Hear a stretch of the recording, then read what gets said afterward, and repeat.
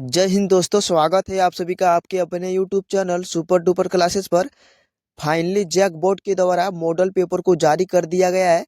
तो चलिए देखते हैं आखिर मॉडल पेपर में किस तरह का प्रश्न दिया हुआ है। ठीक है, सभी सब्जेक्ट का आप सभी को मॉडल पेपर प्रोवाइड करवा देंगे। जय हिंद दोस्तों, स्वागत है आप सभी का आपके अपने YouTube channel super duper classes पर। फाइनली जैक बोर्ड के द्वारा मॉडल पेपर को जारी कर दिया गया है। तो चलिए देखते हैं आखिर मॉडल पेपर में किस टाइप का प्रश्न दिया हुआ है। सबसे पहले हम सभी इतिहास का मॉडल पेपर सेट 1 को देखने वाले हैं। तो आप लोग वीडियो में अंत तक बने रहिएगा और जितने भी विद्यार्थी अगर चैनल पर पहली बार हैं तो चैनल को सब्सक्राइब भी कर लीजिएगा। ठीक है, ताकि सभी सब्जेक्ट का मॉडल पेपर का सोल्यूशन इस चैनल के माध्यम से देख पाए। ठीक है, चलिए वीडियो को स्टार्ट करते हैं बिना ही लेट के। सबसे पहले आप सभी यहाँ कुछ सामान्य निर्देश देख सकते हैं जो कि आप सभी को ध्यान से पढ़ लेना है। परीक्षार्थी यथासंभव अपने शब्दों में उत्तर दें। ठीक है, यानी कि जो भी आप सभी उत्तर देंगे अपने शब्दों में उत्तर देना है। ठीक है, सब्जेक्टिव प्रश्न के लिए। उसके बाद सभी प्रश्न अनिवार्य है। कुल प्रश्नों की संख्या आप सभी का जो है 52 होने वाला है, जिसमें आप सभी को ऑब्जेक्टिव प्रश्न 30 प्रश्न होगा। ठीक है, तो ये सभी आप सभी सामान्य निर्देश पढ़ लीजिएगा। चलिए हम सब प्रश्न की ओर। सबसे पहला प्रश्न देख सकते हैं, बहुत ही इंपॉर्टेंट प्रश्न है। भारतीय पुरातत्व का पिता किसे कहा जाता है? ठीक है, पहला प्रश्न आप सभी का मॉडल पेपर में देख सकते हैं, इतिहास में भारतीय पुरातत्व का पिता किसे कहा जाता है। तो इस प्रश्न को बहुत बार आप सभी को बताएं, अलेक्जेंडर कनिंघम। ठीक है, ऑप्शन नंबर जो आप सभी देख रहे हैं अलेक्जेंडर कनिंघम, इसका बिल्कुल ही करेक्ट आंसर हो जाएगा। चलिए आगे देखते हैं अगला प्रश्न। अगला प्रश्न यहाँ पर आप सभी देख सकते हैं, बौद्ध और जैन ग्रंथों में कितने महाजनपद का उल्लेख है? तो कितने महाजनपद का उल्लेख है? कुल मिलाकर 16 महाजनपद का उल्लेख है, आप सभी को पता ही होगा। इसका सही आंसर हो जाएगा ऑप्शन नंबर डी वाला। ठीक है, सबसे शक्ति महाजनपद भी पूछा जाता है जो होता है मगध। ठीक है, सबसे शक्ति महाजनपद पूछा जाता है जो होता है मगध। एग्जाम में इस प्रश्न को भी पूछा जाता है। चलिए आगे देखते हैं अगला प्रश्न। दोस्तों इस वीडियो को अपने दोस्तों के पास शेयर जरूर कीजिएगा। ठीक है, चलिए आगे देखते हैं अगला प्रश्न। तीसरा प्रश्न यहाँ पर आप सभी देख सकते हैं, तीसरा प्रश्न पूछा गया था, अपने स्वयं के खर्चे से सुदर्शन झील की मरम्मत किसने कराई?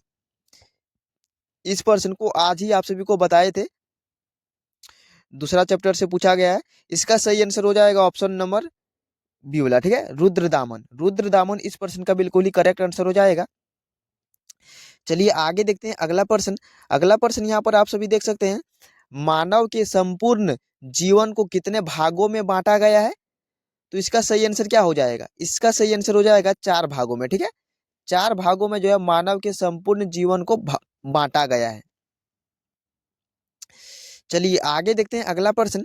अगला प्रश्न यहाँ पर आप सभी देख सकते हैं, गौतम बुद्ध ने अपना पहला उपदेश किस स्थान पर दिया था? भगवान गौतम बुद्ध के द्वारा अपना पहला उपदेश किस स्थान पर दिया गया था? तो इस प्रश्न का सही आंसर क्या हो जाएगा? 5 नंबर प्रश्न का सही आंसर हो जाएगा ऑप्शन नंबर जो आप सभी देख रहे हैं सारनाथ में। ठीक है, सारनाथ इस प्रश्न का बिल्कुल ही करेक्ट आंसर हो जाएगा। चलिए आगे देखते हैं अगला प्रश्न। 6 नंबर का प्रश्न यहाँ पर आप सभी देख सकते हैं, इब्न बतूता ने किस पुस्तक की रचना की थी? यानी कि इब्न बतूता ने कौन सी पुस्तक की रचना की थी?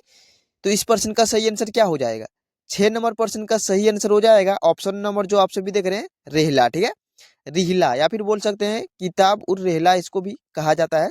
अगर आप सभी से पूछा जाता कि अल बरूनी के द्वारा कौन सी पुस्तक की रचना की गई है, तो अल बरूनी के द्वारा जो है किताब उल हिंद की रचना की गई है। ठीक है, तो एग्जाम में घुमाकर पूछ दिया जाता है। ठीक है, तो आप सभी इस प्रश्न को भी याद कर लीजिए। चलिए आगे देखते हैं अगला प्रश्न। यहाँ पर अगला प्रश्न आप सभी देख सकते हैं, पद्मावत किसकी रचना है? पद्मावत किसकी रचना है? तो इस प्रश्न का सही आंसर क्या हो जाएगा? 7 नंबर प्रश्न जो आप सभी देख रहे हैं, इस प्रश्न का बिल्कुल ही करेक्ट आंसर हो जाएगा मलिक मोहम्मद जायसी। ठीक है, मलिक मोहम्मद जायसी इसका बिल्कुल ही सही आंसर हो जाएगा। हिंदी में इस प्रश्न को पूछा जाता है। ठीक है, हिंदी में, हिंदी इलेक्टिव में। चलिए आगे देखते हैं अगला प्रश्न।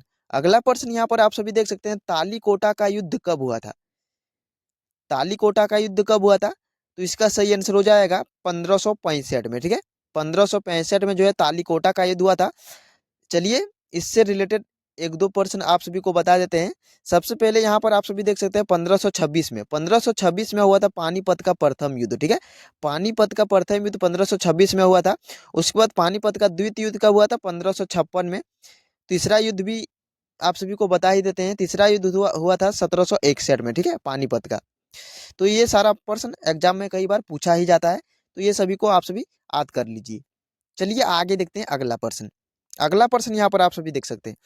विजयनगर का किस राज्य के साथ हमेशा संघर्ष चलता रहा? किस राज्य के साथ आखिर हमेशा संघर्ष चलते रहता था विजयनगर का? तो इसका सही आंसर हो जाएगा बहमनी राज्य से, ठीक है। बहमनी राज्य इस प्रश्न का बिल्कुल ही करेक्ट आंसर हो जाएगा, ठीक है। साथियों आप सभी को अगर इसका पीडीएफ चाहिए तो डिस्क्रिप्शन में टेलीग्राम का लिंक होगा, वहीं पर आप सभी ज्वाइन हो जाइए। इसको डाल देंगे टेलीग्राम में, ठीक है, अगर आप सभी को इसका पीडीएफ चाहिए तो, और सभी सब्जेक्ट का डाल देंगे। चलिए आगे देखते हैं 10 नंबर का प्रश्न। 10 नंबर का प्रश्न यहाँ पर आप सभी देख सकते हैं। मुगल कालीन ऐतिहासिक स्रोतों में शामिल थी। मुगल कालीन ऐतिहासिक स्रोतों में शामिल क्या क्या था? तो इसका सही आंसर क्या हो जाएगा? 10 नंबर प्रश्न का सही आंसर अगर देखा जाए, यहाँ पर आप सभी देख सकते हैं ऑप्शन में दिया है ऐतिहासिक ग्रंथ, सरकारी तथा गैर सरकारी दस्तावेज, उस कालांश में बनी इमारत एवं स्मारक। तो ये सभी इसका बिल्कुल ही सही आंसर हो जाएगा, यानी कि इसका करेक्ट आंसर अगर देखा जाए तो ऑप्शन नंबर डी वाला हो जाएगा, ठीक है, इनमें से सभी। चलिए आगे देखते हैं अगला प्रश्न। ये भी बहुत ही जैक बोर्ड का फेमस प्रश्न है।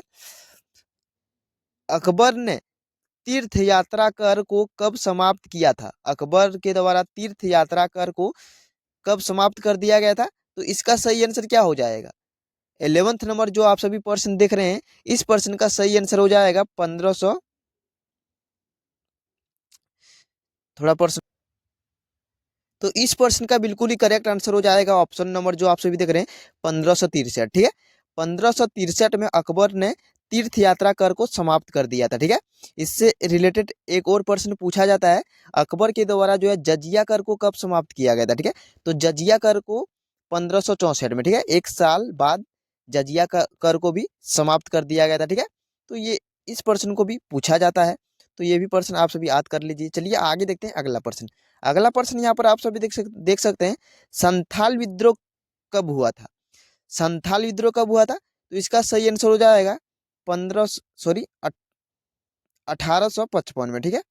1855 में जो है संथाल विद्रोह हुआ था, ठीक है। इसका प्रमुख नेता कौन था? सिद्धू कानू मुर्मू।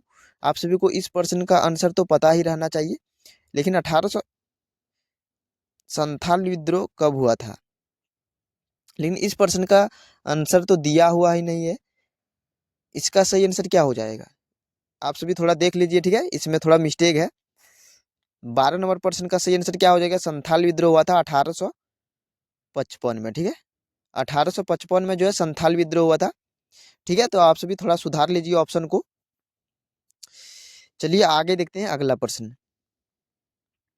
हाँ, यहाँ तक देख लिए। चलिए अब आगे देखते हैं। उसके बाद 13 नंबर का प्रश्न देख सकते हैं यहाँ पर, 1857 के विद्रोह में बिहार का नेतृत्व किसने किया था? 1857 का जो विद्रोह हुआ था, तो बिहार से नेतृत्व किसने किया था? तो इसका सही आंसर क्या हो जाएगा? ये भी बहुत ही इंपॉर्टेंट प्रश्न है, तो इस प्रश्न का सही आंसर हो जाएगा ऑप्शन नंबर बी वाला, ठीक है, वीर कुंवर सिंह। वीर कुंवर सिंह इसका बिल्कुल ही सही आंसर हो जाएगा। चलिए आगे देखते हैं अगला प्रश्न। सहायक संधि की व्यवस्था किसने की? सहायक संधि की व्यवस्था किसके द्वारा की गई थी? तो इसका सही आंसर हो जाएगा ऑप्शन नंबर जो देख रहे हैं लॉर्ड वेलेजली, ठीक है। लॉर्ड वेलेजली के द्वारा जो है सहायक संधि की व्यवस्था की गई थी। चलिए आगे देखते हैं अगला प्रश्न। अगला प्रश्न यहाँ पर आप सभी देख सकते हैं। और साथियों सबसे पहले आप सभी को बता दे रहे हैं कि ये जो आप सभी देख रहे हैं हिस्ट्री का सेट 1 है, ठीक है, सेट 1 सारा सेट को सॉल्यूशन कर देंगे, ठीक है। तो इस चैनल के माध्यम से जुड़े रहिएगा। चलिए आगे देखते हैं अगला प्रश्न। संविधान सभा का क्या है? संविधान सभा की संचालन समिति के अध्यक्ष कौन थे? संविधान सभा की संचालन समिति के अध्यक्ष कौन थे? तो इस प्रश्न का सही आंसर क्या हो जाएगा? इसका बिल्कुल ही सही आंसर हो जाएगा डॉक्टर राजेंद्र प्रसाद, ठीक है। या फिर इस प्रश्न को ऐसे भी पूछा जाता कि संविधान सभा का स्थायी अध्यक्ष कौन था, ठीक है, स्थायी, ठीक है, स्थायी स्थायी अध्यक्ष कौन था, डॉक्टर राजेंद्र प्रसाद, ठीक है। चलिए आगे देखते हैं अगला प्रश्न। यहाँ पर अगला प्रश्न देख सकते हैं, कलकत्ता में सर्वोच्च न्यायालय की स्थापना कब की गई थी। कलकत्ता में जो सर्वोच्च न्यायालय है इसकी स्थापना कब की गई थी। तो 16 नंबर प्रश्न का बिल्कुल ही करेक्ट आंसर हो जाएगा 1773 में, ठीक है। ऑप्शन नंबर सी वाला इस प्रश्न का सही आंसर हो जाएगा। चलिए आगे देखते हैं अगला प्रश्न। अगला प्रश्न यहाँ पर आप सभी देख सकते हैं, सविनय अवज्ञा आंदोलन का प्रारंभ किसने किया। सविनय अवज्ञा आंदोलन का प्रारंभ जो है महात्मा गांधी के द्वारा किया गया था, ठीक है। आप सभी 10th में ही पढ़े होंगे इस प्रश्न को, ठीक है। इसका सही आंसर हो जाएगा ऑप्शन नंबर ए वाला, ठीक है, महात्मा गांधी। चलिए आगे देखते हैं अगला प्रश्न। अगला प्रश्न देखिए यहाँ पर, कैबिनेट मिशन भारत कब आया। कैबिनेट मिशन भारत कब आया था। तो यह आया था मार्च 1946 में, ठीक है। ऑप्शन नंबर ए वाला इसका सही आंसर हो जाएगा, मार्च 1946। चलिए आगे देखते हैं अगला प्रश्न, मुस्लिम लीग की स्थापना कब और कहाँ की गई। मुस्लिम लीग की स्थापना कब और कहाँ की गई थी। तो इसका सही आंसर हो जाएगा 1906 में की गई थी, ढाका में, ठीक है। बांग्लादेश की राजधानी ढाका में इसकी स्थापना की गई थी, ठीक है, 1906 में। तो यहाँ से 2% बनता है, कब और कहाँ की गई थी। चलिए आगे देखते हैं अगला प्रश्न, भारत में कितनी रियासतें थी। भारत में कुल मिलाकर कितने रियासतें थी। तो 20 नंबर प्रश्न का सही आंसर हो जाएगा कुल मिलाकर 562, ठीक है। ऑप्शन नंबर ए वाला इस प्रश्न का सही आंसर हो जाएगा। चलिए आगे देखते हैं अगला प्रश्न। अगला प्रश्न यहाँ पर आप सभी देख सकते हैं 21 नंबर का प्रश्न, गुरु नानक का जन्म कब हुआ। स्वामी गुरु नानक का जन्म कब हुआ था। तो इसका सही आंसर क्या हो जाएगा। इसका सही आंसर हो जाएगा ऑप्शन नंबर ए वाला, ठीक है, 1469 में। 1469 में इस प्रश्न का सही आंसर हो जाएगा। चलिए ये सभी प्रश्न को आप सभी को याद करना ही पड़ेगा, ठीक है, क्योंकि ऑब्जेक्टिव प्रश्न को आप सभी को याद करने के अलावा और कोई भी चारा नहीं है। चलिए 22 नंबर का प्रश्न देख लेते हैं, किसी यात्री को यहाँ पर थोड़ा मिस्टेक है, किस यात्री को मध्यकालीन यात्रियों का सरताज कहा जाता है। तो इसका सही आंसर क्या हो जाएगा, किस यात्री को मध्यकालीन यात्रियों का सरताज कहा जाता है। तो 22 नंबर प्रश्न का बिल्कुल ही करेक्ट आंसर हो जाएगा ऑप्शन नंबर सी वाला, ठीक है, मार्को पोलो, ठीक है। मार्को पोलो इस प्रश्न का बिल्कुल ही सही आंसर हो जाएगा। ये भी बहुत ही इंपॉर्टेंट प्रश्न है, पुराणों की संख्या कितनी है, ठीक है। 23 नंबर में आप सभी जो देख रहे हैं, पुराणों की संख्या कुल मिलाकर कितनी है। तो 23 नंबर का सही आंसर हो जाएगा 18, ठीक है। ऑप्शन नंबर बी वाला इसका सही आंसर हो जाएगा, ठीक है।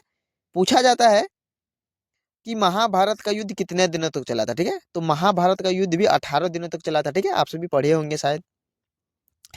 चलिए 24 नंबर का प्रश्न देखते हैं, महाभारत के फारसी अनुवाद किसने किया था। थोड़ा जो मॉडल पेपर में है ना, मात्रा में थोड़ा मिस्टेक किया है, ठीक है। महाभारत की, ठीक है, महाभारत की फारसी अनुवाद का नाम क्या है, ठीक है।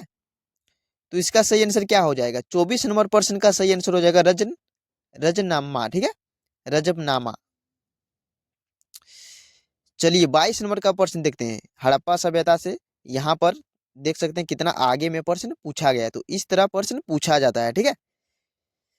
हड़प्पा किस नदी के किनारे स्थित है। देखिए यहाँ से प्रश्न डेफिनेटली पूछा ही जाता है। 25 नंबर का जो देख रहे हैं प्रश्न, हड़प्पा किस नदी के किनारे स्थित है। तो इस प्रश्न को कई बार बताएं, रावी नदी के किनारे स्थित है, ठीक है। पूछा जाता है एग्जाम में, हड़प्पा की खोज किसने की थी, ठीक है। हड़प्पा की खोज दयाराम साहनी ने की थी। कब की थी, 1921 में की थी, ठीक है। 1921 में दयाराम साहनी के द्वारा हड़प्पा की खोज की गई थी। चलिए आगे देखते हैं अगला प्रश्न। इस प्रश्न को जो है पीरी बोर्ड में पूछा गया था, पीर का अर्थ है। तो पीर का अर्थ क्या होता है, इसका अर्थ होता है गुरु, ठीक है। 26 नंबर का बिल्कुल ही करेक्ट आंसर हो जाएगा ऑप्शन नंबर बी वाला, ठीक है, गुरु। चलिए आगे देखते हैं 27 नंबर का प्रश्न, बारबोसा कहाँ के यात्री थे। जो बारबोसा थे यह कहाँ के यात्री थे। तो 27 नंबर प्रश्न का सही आंसर हो जाएगा पुर्तगाल, ठीक है, पुर्तगाल इसका बिल्कुल ही सही आंसर हो जाएगा। चलिए 28 नंबर का प्रश्न देखते हैं, 5वीं रिपोर्ट ब्रिटिश संसद में कब पेश की गई थी। 5वीं रिपोर्ट ब्रिटिश संसद में कब पेश की गई थी?